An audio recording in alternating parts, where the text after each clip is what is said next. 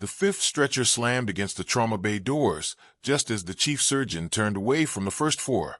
And for one terrible second nobody moved, because there were simply too many wounded men and not enough hands. Blood darkened the floor beneath the wheels. One SEAL was barely conscious, another was struggling to breathe, and two more had injuries that should have sent them straight into surgery. The fifth man had a deep laceration across his abdomen and kept one gloved hand pressed against it, his eyes fixed on the ceiling as though he were trying to remember how to stay awake.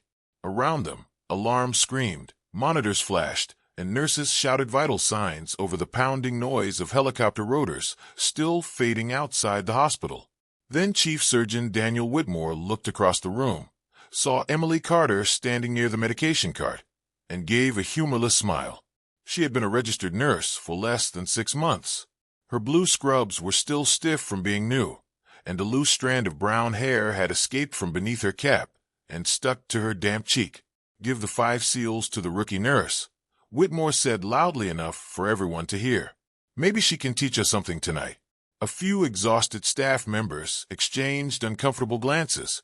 Emily felt the humiliation before she even looked at the surgeon. She understood exactly what he meant. He was not assigning her the patients because he trusted her.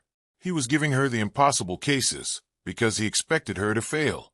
But there was no time to defend herself. The first patient suddenly coughed, and a thin line of blood appeared at the corner of his mouth.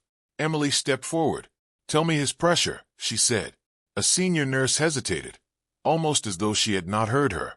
Emily repeated herself, quieter this time. "His pressure, 80/50, the nurse answered. "Heart rate 132. Emily moved closer and looked at the man's face. He was young, perhaps 30, with a small scar along his left eyebrow and dried mud around his ears. His breathing was fast but strangely shallow. She checked his pupils, listened to his chest, then looked at the monitor again. Something felt wrong. Not simply bad. Wrong. Across the room, Whitmore was already giving instructions to the surgical team, preparing for an emergency operation on another SEAL. Emily turned to the second patient. "Name?" she asked. The man opened his eyes but did not answer. A medic beside him said his name was Mason Reed. Emily noticed something strange. His oxygen level was falling, but his lungs sounded clearer than they should have. She moved to the third patient. His pulse was weak. His skin was cold. The fourth had a fractured shoulder and possible internal bleeding. The fifth was still awake, watching her with an intensity that made her uncomfortable. "You the nurse they sent?" he whispered. Emily nodded. He studied her face for several seconds. Then he closed his eyes. She wanted to ask what he meant, but another alarm erupted. The first SEAL's oxygen saturation had dropped sharply. Emily grabbed the oxygen mask and adjusted it. "Someone prepare another line," she said. The charge nurse looked toward Whitmore. He was across the room, focused on the surgical case. Emily did not wait for permission. "Start a large bore 4. Get blood ready. And call respiratory therapy now." The nurse obeyed. For the first time that night, people were following Emily's instructions without questioning them. She moved from one patient to another, checking wounds, listening to lungs, watching monitors, searching for a pattern. These men had arrived from the same helicopter, injured in what the medics had described as a training accident, but their injuries did not look random. The bruising was wrong. Their breathing was wrong. Even their heart rates seemed to be changing in similar intervals. Emily looked at the 5 men again. All of them had the same faint gray dust around their collars. She remembered something from her trauma training. Pressure injuries could hide beneath seemingly ordinary wounds. She glanced at the first man's neck. There was a tiny purple mark just below his jaw. Then she noticed the same mark on the second patient, and the third. Emily's stomach tightened. She looked toward the helicopter medic. What happened before they arrived? The medic hesitated. "Explosion during a training exercise," he said. 5 casualties. That's all I was cleared to say. Emily looked back at the men. An explosion should have produced more obvious external trauma. Yet all 5 were showing signs of something deeper. She moved toward Mason Reed again. His eyes opened. "Nurse," he whispered. Emily leaned closer. "Do not let them put us under yet." "Why?" she asked. Reed swallowed with difficulty. "Because they don't know what happened to us." His monitor suddenly shrieked. His heart rhythm changed. Emily grabbed the bed rail. Reed's eyes rolled upward. His body went limp. "Code Blue," she shouted. The trauma bay exploded into motion. A doctor rushed forward. Someone pulled the crash cart from the wall. Whitmore finally turned from the operating room and stared across the room. Emily pressed 2 fingers against Reed's neck, searching for a pulse. Nothing. Then she looked at the monitor and noticed something no one else seemed to see. The rhythm had not simply stopped. It had changed in exactly the same pattern she had observed in the other 4 men. Emily's eyes widened. This wasn't 5 separate injuries. Whatever had happened to them was still happening. And if she was right, the hospital had been treating the wrong problem from the moment those helicopters landed. The room went silent for less than a second after Emily said they were treating the wrong problem, but it was long enough for every person in the trauma bay to hear the certainty in her voice. Then the monitor screamed again. Mason Reed remained motionless beneath her hands while the cardiac team prepared to begin compressions. Chief Surgeon Daniel Whitmore crossed the room with anger written across his face. "Step away, Nurse Carter," he ordered. Emily did not move. "His heart stopped because of internal trauma," she said. "We need to find the cause before we start cutting him open." Whitmore stared at her as though she had forgotten her place. His pressure was already collapsing. "What exactly do you think is happening?" Emily looked at the other 4 SEALs. Their oxygen levels were falling at different speeds, but each one had the same subtle discoloration beneath the jaw and around the upper chest. She remembered the gray dust, the strange breathing, the synchronized changes in their heart rhythms. Then she noticed something else. The pulse oximeter on Reed's finger was reading almost nothing, yet the waveform was still visible on the monitor. That should not have happened. She touched his neck again and felt the faintest flutter beneath her fingertips. He had a pulse. Weak, irregular, but there. "Stop compressions," she said. The resident froze. Whitmore looked at her sharply. She repeated it. "Stop." Reed's eyes suddenly opened. He dragged in a breath that sounded like air being pulled through a narrow tube. Everyone stepped back. Emily lowered her face close to his. "Mason, can you hear me?" His lips moved. "Not surgery," he whispered. Emily looked at Whitmore. The surgeon's expression had changed. Not softened. Changed. For the first time, he was uncertain. Emily asked for an ultrasound machine. The resident brought it. She placed the probe against Reed's chest while the room crowded around her. The image appeared on the screen. There was fluid where it should not have been, but not enough to explain everything. Emily moved the probe lower, then toward the heart. Her eyes narrowed. His right side was under pressure. She had seen something similar during training, a condition that could kill a patient while leaving almost no obvious external evidence. She told the doctor what she suspected. Whitmore disagreed. Then the monitor dipped again. This time he did not argue. "Treat it," he said. Emily nodded. Within minutes, the pressure began to improve. Reed remained critically ill, but his heartbeat steadied. Across the room, another SEAL suddenly began gasping. Emily looked at him and understood. Whatever was happening to Reed was happening to all 5 men. She moved rapidly between the beds, ordering scans, monitoring pressures, and asking questions that nobody else had thought to ask. "Where were you standing when the explosion happened? Which direction did the blast come from? How long were you unconscious?" The answers were incomplete. Some came from medics. Some came from the men, when they could speak. But one detail kept repeating. None of the 5 SEALs remembered the explosion itself. That frightened Emily more than the injuries. Memory loss after trauma was possible, but 5 men experiencing the same missing moment suggested something deliberate or unusually severe. Then a military medic pulled Emily aside. "You need to stop asking questions," he whispered. She looked at him. "Why?" "Because what happened out there is classified." Emily glanced toward Whitmore. The surgeon was reviewing the scans. The medic lowered his voice. They were not supposed to be on that training ground tonight. Emily felt a chill move through her. Then why were they there? The medic did not answer. Instead, he looked toward the 5 wounded men, as if he was afraid one of them might hear. Before Emily could press him further, Reed spoke from his bed. "Nurse Carter." She turned. His eyes were open. "You know my name?" she asked. He nodded weakly. "We all know your name." Emily felt the room change around her. She looked at the other 4 patients. One was unconscious. Another was barely breathing. The 4th had tears gathering at the corners of his eyes despite the pain. The 5th stared directly at her. "How do you know me?" Emily asked. Reed tried to sit up, but pain forced him back. "You were there," he whispered. "Where?" "Before the hospital. Before tonight." Emily searched her memory. Nothing came. She had worked hundreds of shifts, treated countless strangers, and forgotten many faces. But Reed's words carried a strange certainty. She was about to ask another question when Whitmore interrupted. "Enough." He turned toward the military medic. "Get these patients stabilized and transferred to intensive care. We will discuss the rest later." Emily looked at the surgeon.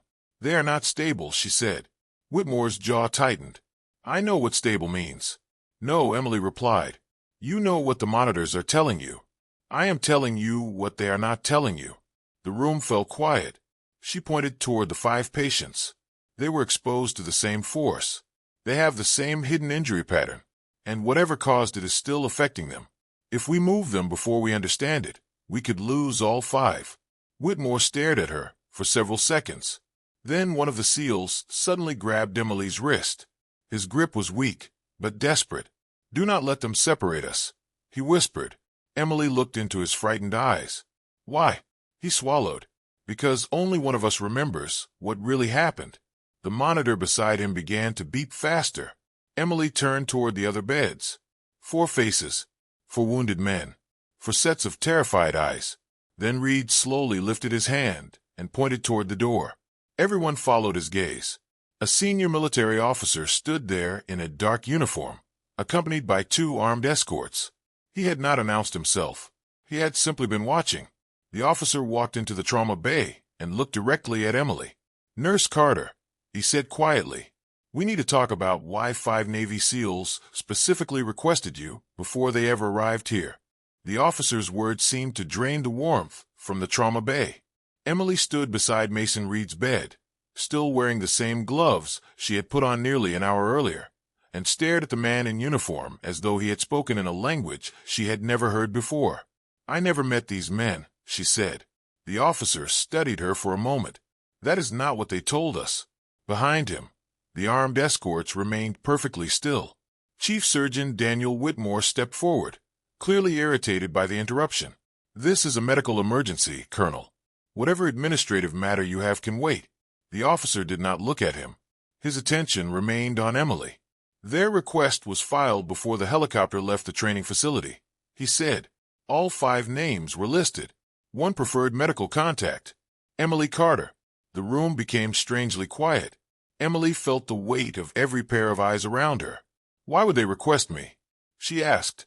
The officer's expression softened by the smallest amount. "That is what I am trying to understand."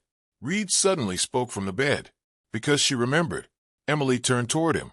"Remembered what?" His eyes closed again, and for several seconds there was only the rhythmic beeping of the monitors. Then another SEAL answered from across the room. A man named Lucas Grant, whose shoulder had been badly fractured. She helped him. He whispered, "Before tonight." Emily stared at him. "I don't know you." Grant's breathing was shallow. "You don't remember me." That was not an accusation. It sounded almost like forgiveness. The military officer finally explained that 6 months earlier, during a storm that had shut down several roads outside the city, a wounded man had been brought anonymously into the small emergency clinic where Emily had been working as a trainee. The man had arrived alone, frightened, and bleeding from an injury that nobody wanted to document. He had no identification, no uniform, no official orders. He had simply been another human being in pain. Emily had stayed with him after everyone else had moved on. She had held pressure against his wound, found him a blanket, and refused to leave until someone came to take responsibility for him. She had even given him the last cup of coffee from the nurse's station because he was shaking too badly to hold the water. Emily listened, trying to remember. Then something surfaced. A rainy night. A man sitting beneath fluorescent lights. A hand covered in blood. A tired voice asking whether anyone would believe him. She remembered the eyes. Not the face. The eyes. She looked at Reed. "You were there." He nodded. "All 5 of us were nearby. We saw what you did." Emily felt her throat tighten. But that was nothing. It was my job. Reed gave a faint smile. No, it was your choice. Whitmore shifted uneasily. This still does not explain the medical crisis. The officer looked at him. It explains why they trusted her. The medical crisis is another matter. He opened a folder and placed a photograph on the nearest counter. Emily glanced at it. The image showed the training field where the explosion had occurred. There was a damaged structure in the center, surrounded by smoke and debris. At first, she saw nothing unusual. Then she noticed a small metal cylinder lying near the wreckage. She looked at the patients. The same gray dust had covered their collars. That material was not from the building. The officer nodded. It came from a containment device. The exercise was supposed to simulate a chemical emergency, but the device malfunctioned. The 5 SEALs were exposed to a pressure wave and a secondary compound that affected the nervous and cardiovascular systems. Whitmore's expression hardened. Why was this not included in the medical report? Because the report was incomplete, the officer said. Then he looked toward the 5 men. Someone changed it. Emily felt the tension rise again. The chief surgeon asked who. The officer did not answer. Instead, he asked Emily to step away from the patients. She refused. If they need me, I stay. The officer watched her carefully. That was exactly what the SEALs expected you to say. A sudden alarm broke the silence. Lucas Grant's heart rate dropped. Emily moved instantly. She checked his pulse and saw the same faint pattern she had seen in Reed. Pressure building. Breathing narrowing. She called for the equipment she needed. The room moved with her now. No one questioned her. No one laughed. Whitmore himself stepped beside her and followed her instructions. For several tense minutes, the trauma bay became almost silent except for the monitors and the soft sound of Emily giving orders. Then Grant's pulse stabilized. His eyes opened. He looked directly at Emily. "Thank you," he whispered. Emily nodded, but she did not smile. She was watching the other 4. Something still bothered her. The first 4 patients had responded to treatment. Mason Reed had not. His condition was continuing to worsen. Emily returned to his bedside. Reed's eyes opened. "You know something," she said. He looked away. "You are hiding something." His jaw tightened. Emily lowered her voice. "If you do not tell me, I cannot save you." He stared at her for a long moment. Then he whispered, "It wasn't an accident." Emily stopped breathing for a second. Reed continued, "We were sent there because someone wanted us to find something." "What?" "A file." He swallowed. "Evidence. Evidence that one of our own commanders had been selling classified information." Emily looked toward the officer. His expression revealed nothing. Reed continued before anyone could interrupt. "We found it. Then the explosion happened." Emily felt a cold realization settle over her. The 5 men had not been victims of a failed training exercise. They had been witnesses, and someone had tried to erase them. But Reed's next words were quieter. There was one more person who saw everything. Emily leaned closer. "Who?" Reed looked directly into her eyes. "You." She shook her head. "I was not there. You were not there tonight." He whispered. "You were there 6 months ago. The man you helped that night was the person who gave us the evidence." Emily suddenly remembered the frightened stranger, the blood on his sleeve, and the way he had looked at her before leaving. She had forgotten his face because he had begged her not to remember it. Reed's eyes filled with tears. "He told us that if anything happened to him, we should find the nurse who treated him like a person when everyone else treated him like a problem." Emily stood frozen beside the bed. Then Reed reached beneath his hospital blanket and pulled out a small folded piece of paper. He placed it in her hand. "Your name was written on it before we ever met you." Emily unfolded the paper with trembling fingers. There was only one sentence. "If they ever come for you, trust the nurse who stayed." Emily looked up. The military officer was no longer watching Reed. He was watching Whitmore. And for the first time, Emily understood that the danger inside the hospital might not be coming from outside at all. For several seconds, Emily could not move. The paper trembled between her fingers, while the trauma bay seemed to shrink around her, every sound becoming distant beneath the steady pulse of the monitors. The sentence on the paper was simple, almost painfully ordinary, yet it carried the weight of everything that had happened that night. "If they ever come for you, trust the nurse who stayed." Emily looked at Chief Surgeon Daniel Whitmore. He was standing beside the medication cart, his expression unreadable. The military officer had noticed it too. He quietly stepped between Whitmore and the patients. Nobody spoke. Then Mason Reed's monitor began to alarm again. Emily folded the paper and placed it inside her pocket. She returned to the bed. Reed's condition was deteriorating rapidly, and this time she knew why.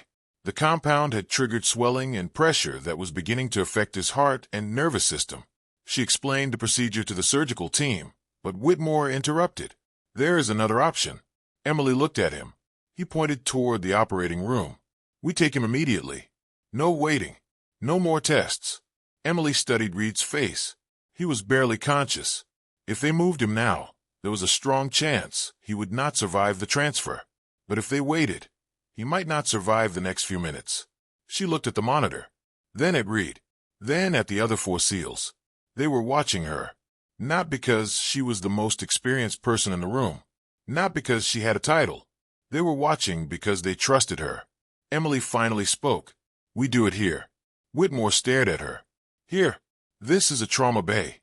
"I know," she said, "but he cannot survive the trip." The surgeon hesitated. Every instinct in him wanted control. Every rule told him the operating room was safer. But the numbers on the monitor told a different story. He slowly nodded. "Prepare for an emergency procedure." The team moved. Emily remained beside Reed, holding his hand while the doctors worked. His fingers were cold. She told him to stay with her. He opened his eyes. "You stayed," he whispered. Emily squeezed his hand. "I am not leaving." His eyes closed again. The procedure began. For several minutes, nothing seemed to change. Then the pressure started falling. Emily watched the monitor. 10 seconds passed. Then 20. The rhythm steadied. Reed's breathing improved. One of the doctors exhaled softly. "We have him." Emily closed her eyes for one brief moment. When she opened them, Whitmore was looking at her. "I was wrong about you," he said. Emily did not answer immediately. There was too much exhaustion between them for easy forgiveness. Finally, she said, "You were wrong about what a rookie could do." Whitmore lowered his eyes. "No, I was wrong about what made someone worth trusting." The military officer stepped forward. "There is still one problem." Everyone turned toward him. The altered medical report. He revealed that someone inside the hospital had received the original classified report before the SEALs arrived. That person had changed critical details about the exposure, making the injuries appear unrelated. The investigation would continue, but the evidence already pointed toward a senior administrative connection. Whitmore looked stunned. He had signed the amended report without realizing what had been removed. He had trusted the information because it came through channels he assumed were secure. Emily looked at the 5 men. They were alive. Barely, but alive. One by one, their conditions stabilized through the night. The room that had once been filled with sarcasm and doubt became strangely gentle. Nurses adjusted blankets. Doctors checked monitors. Someone brought fresh water. No one talked loudly anymore. Near dawn, Mason Reed woke fully. Emily was sitting beside him. He looked around the room and smiled faintly. "All 5?" he asked. Emily nodded. "All 5. He closed his eyes in relief. Then he looked at her again.